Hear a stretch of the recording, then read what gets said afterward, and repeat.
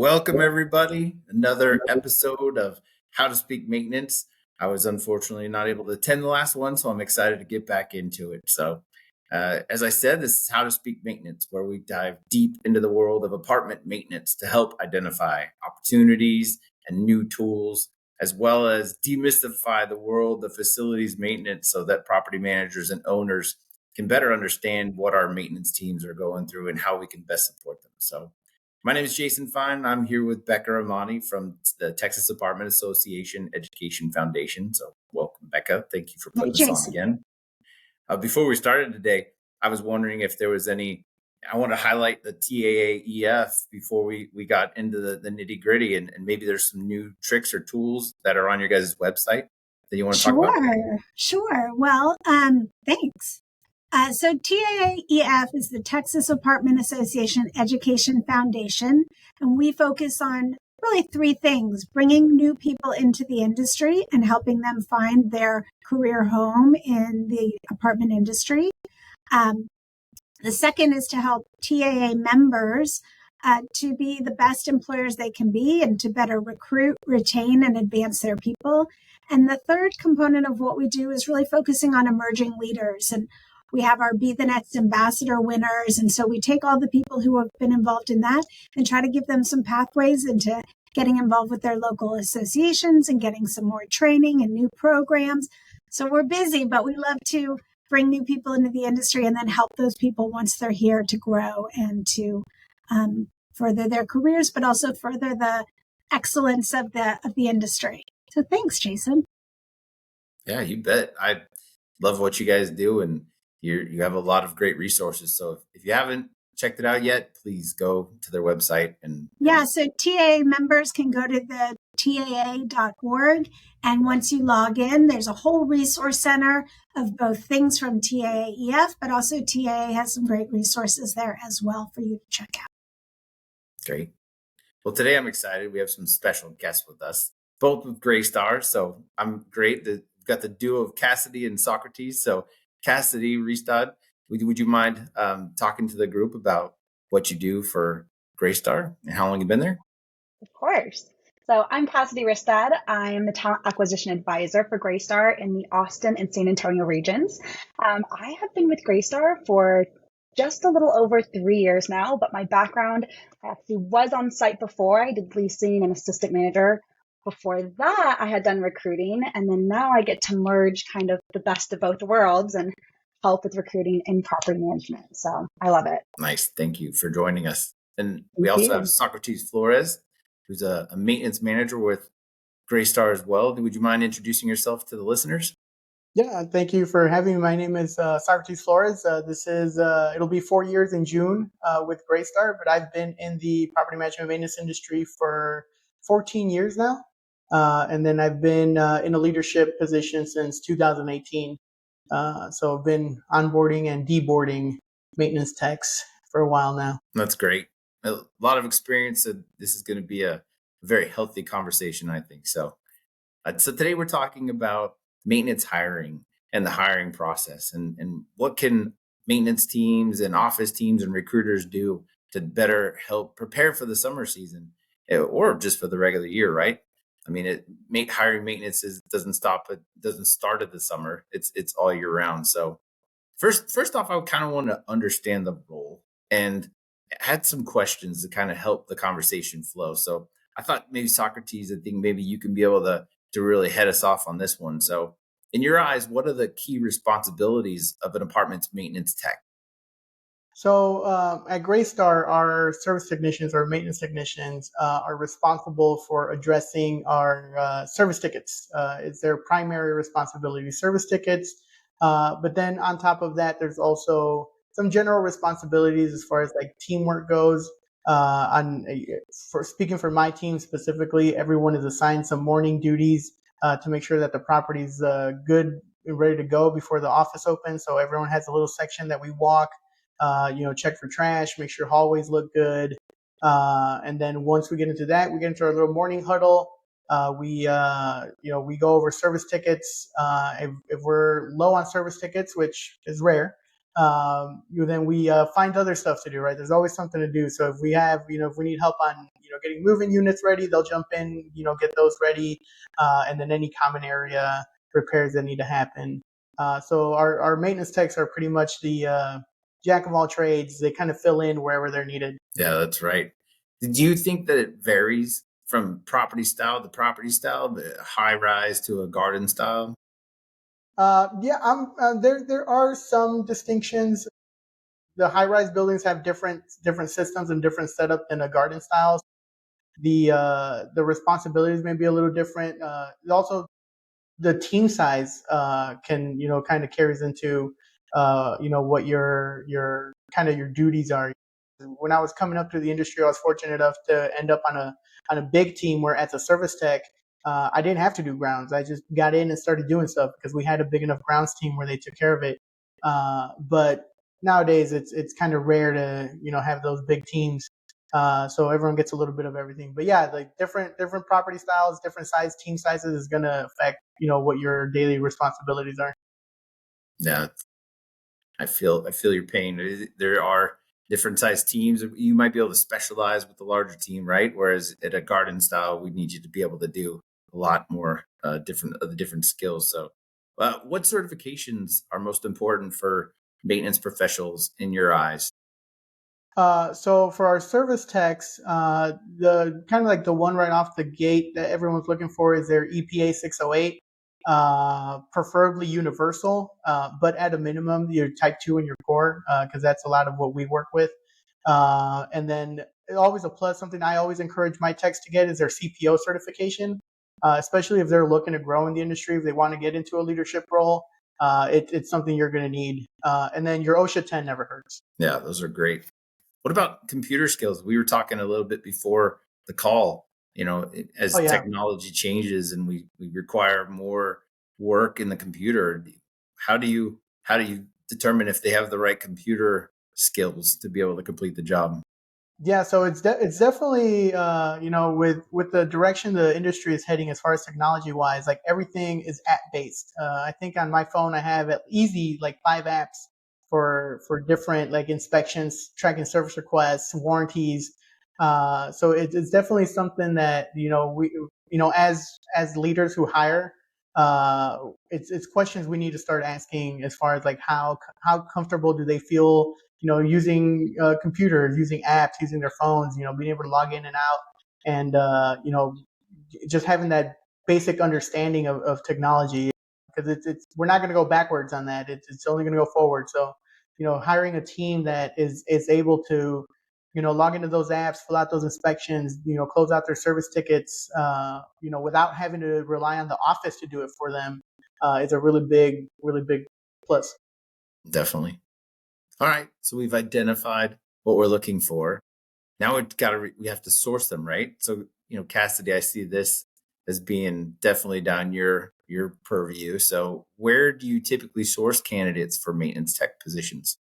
Yeah, so we use our ATS system Workday. So that feeds from our career site. So a lot of people obviously apply through the Greystar career site. They're also able to apply through Indeed. LinkedIn is a big one. But lucky for us as well with being Greystar and the #1 property management company is we get a lot of referrals as well. So word of mouth, I get multiple emails a day from people referring their friends or family who are in the industry or want to join on with the industry and trying to place them that way. So those are kind of the main places that we source our people from. We also have really good partnerships with some trade schools around the Austin region. So we always encourage our managers to hire green as well and to be able to hire them on that way. That's great. Yeah. I like the word of mouth. Being with Greystar, I mean, you guys are a massive company. And so I'm sure there's a lot of people talking great things and saying awesome things about working there. So, Hopefully. what common mistake? Oh, sorry. What was that? Oh, I was just saying, hopefully. Yeah, right. What common mistakes do hiring managers make when recruiting for these positions? I will say one big thing I always encourage our hiring managers to do is if we get an applicant, reach out to them within 24 to 48 hours. I mean, unfortunately, that person is not just applying for your position. They are probably going and applying for any position that matches what they're looking for. So, I mean, if you wait a week or longer than that, you finally get on the phone and call someone, I mean, chances are they already have an offer from somewhere else, so they're no longer looking for a job. So, I mean, just the biggest thing is pick up the phone and call someone as soon as they apply. Check that workday. I mean, once a day if possible. I know how it gets on site, but I mean, your team is more overworked because of that open position. So trying to fill that as soon as possible is the biggest thing you can do. Well, that's true. I just recently had a friend looking for a position, and I watched him apply to 10 different places, and he went with the first one that made sense, and because he needed a job. So you're definitely spot on with that. How do you assess a candidate's technical skills versus their problem solving skills? Oh, that's a great question. Actually, Socrates, do you want to answer that one when it comes to hiring for service technicians? Yeah, I'll take that. So I can speak for myself personally. Technical skills are definitely important, but I think problem solving skills are probably a little bit more, right? Because I mean, for me personally, I can teach anybody to turn a wrench. That's we should all be able to teach someone how to use some basic tools. But having a really good problem solving way of thinking is a little harder to teach, especially if they're not used to it, right? So I basically I'll just ask them a couple of questions. A lot of my questions when I interview are more like customer service oriented.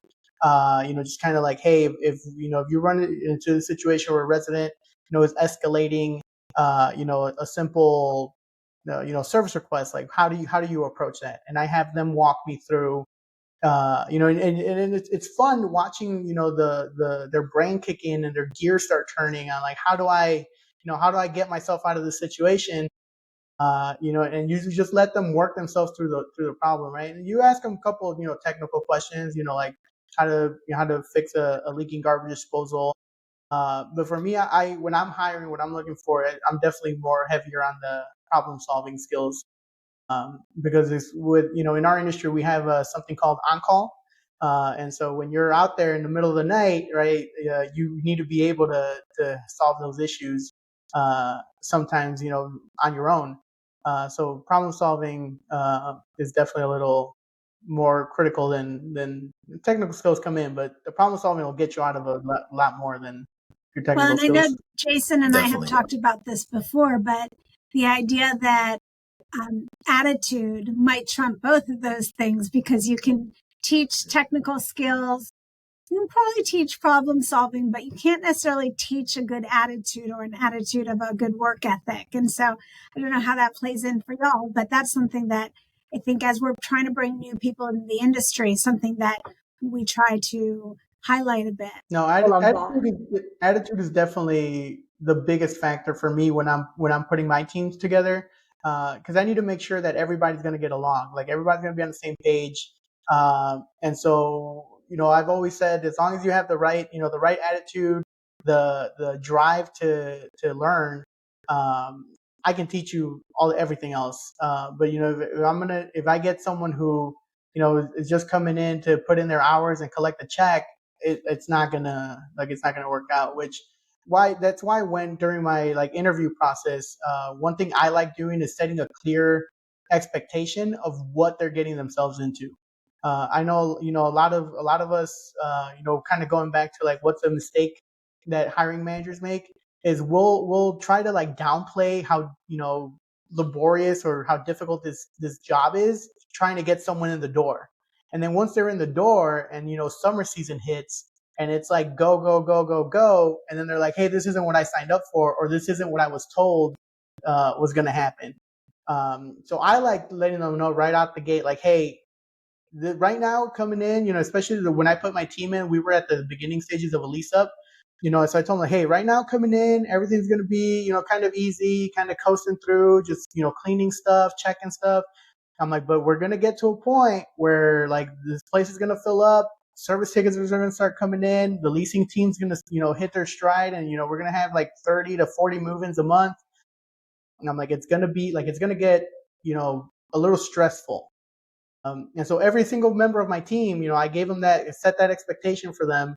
And they were all like, "Hey, I'm willing to do it." And so far, they've all, and throughout the time I said, like in our meetings, I would give them little reminders like, "Hey, summer season's coming up. We're gonna get busy. There might be some overtime. There might be some weekends." I'm like, just kind of putting that in front of you guys so you guys know that it's coming. And so my team's they've been knocking it out of the park. So, I got to give them a little shout out. Windsor Commons. Love you guys. They're over there holding it down right now while I'm, over here doing this.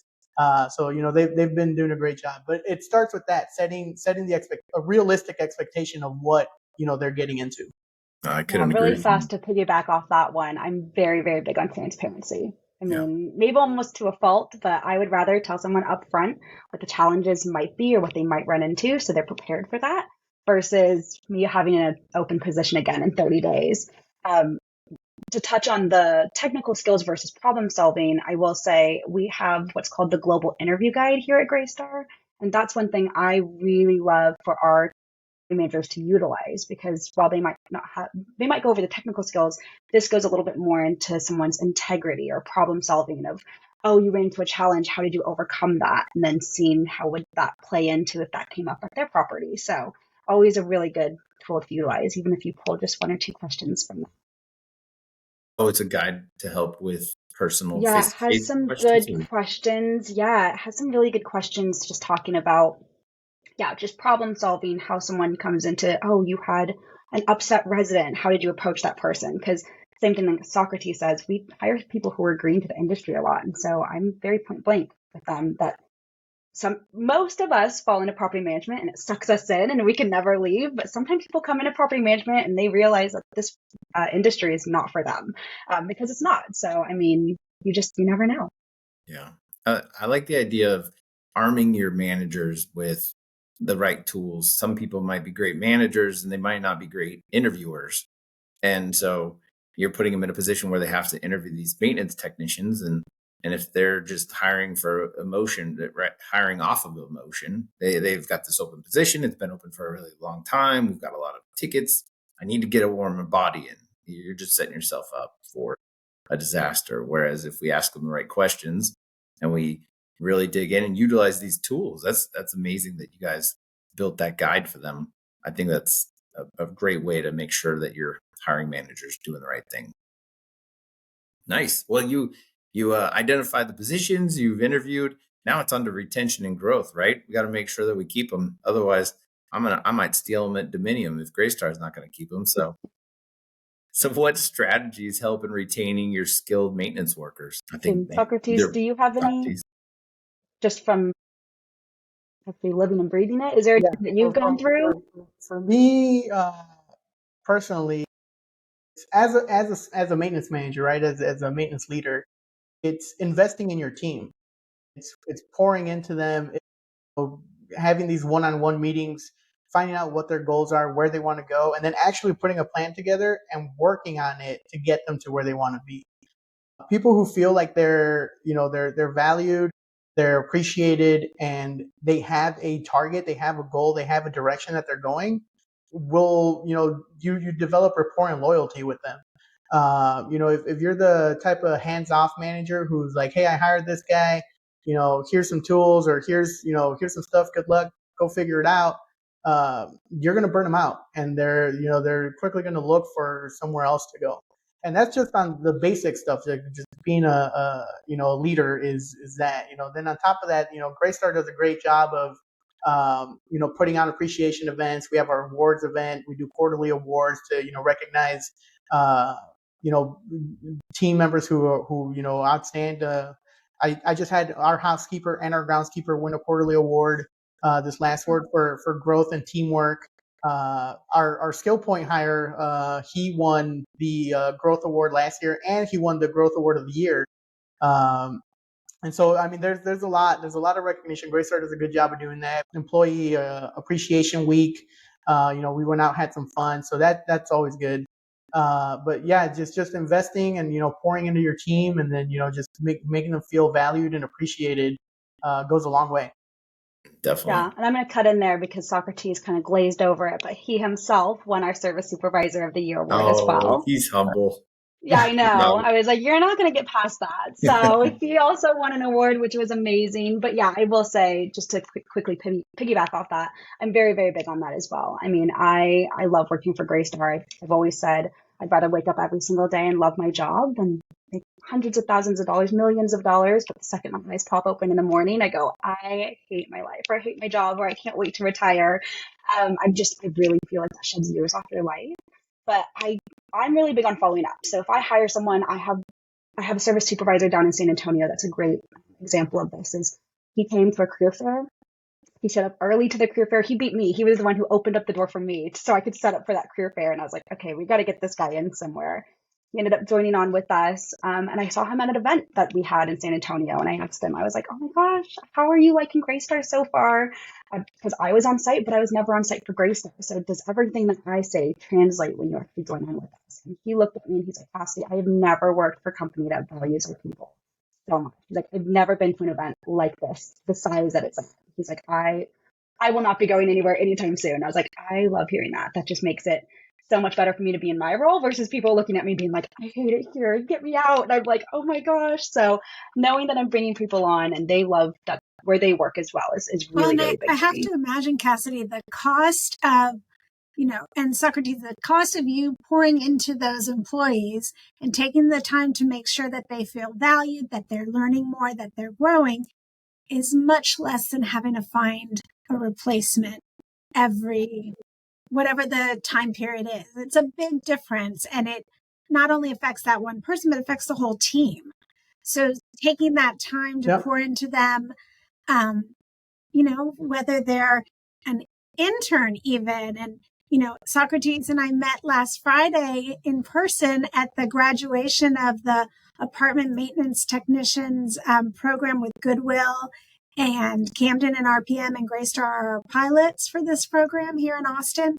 And it was great to even see how appreciative those interns really, or apprentices really felt, just even after a few weeks on the job. So, I think that's such an important thing that you are both saying that everyone should be thinking about more than they already are. And that's, Cassidy, to be a talent manager and take the time to go back to your past recruits and hires and say, how are you? And make sure they're okay. That speaks a lot about you and what you're delivering to the maintenance teams. And I think that's what we're hitting on, right? Is take the time. Don't just bring people in and put them in a position and say, go do tickets and turns. That's going to burn them out quickly. Whereas if we bring them in, give them the resources, and we ask them how they're doing, and we see what they're, like Socrates was saying, is find out what their goals are for the future and give them some milestones that they can work towards. That's exciting. And that'll give you the opportunity to be able to push yourself, and then you'll see success. And so I think it's a great idea. As far as training is concerned, is there any sort of new trends in training that you're seeing come up that are helping our maintenance teams become more interactive with what they're doing on site, or engaging them in a different way other than just sitting in a room and saying, this is electricity, this is what we do to fix a receptacle? So, outside of the traditional hands-on training, I'm not sure if a lot of people are aware. There's a lot of resources for maintenance to kind of self-pace, teach themselves also. Anybody who uses HD Supply as a supplier, which should pretty much be almost everybody, HD Supply offers a maintenance training program for free. Like you create your own little account, you can log in, and they have videos on just about everything. HVAC 101, appliances, plumbing, electrical, and on any, you get a little bit of downtime, you can go in there, watch a video, or if you run into a situation you're not familiar with, you can go in there, watch a video, and they're specifically tailored for maintenance professionals on how to get through that. As well as the TAA and the Austin Apartment Association, they offer a lot of resources as well, for certifications, and they put on different courses throughout the year, especially some customer service stuff, which I'm really big on. If you guys let me talk about customer service and maintenance and just the new service tech professional, I could go on forever about that. I'm really big on training technicians to be customer service oriented. How to write a proper email, how to make phone calls, how to leave a voicemail correctly, how to interact with them, interact with residents in person. Just closing the loop and hitting all of your touch points. When you even doing a simple service request, make sure you're doing a follow up. Learning your residents' name, learning their dogs' names, stuff like that. But there's a lot of resources out there. We just got to be able to point everybody in the right direction. That's good. Well, as we wrap up, I have two questions for you both. First question is, what advice would you give to property managers or maintenance managers that are struggling to hire maintenance staff?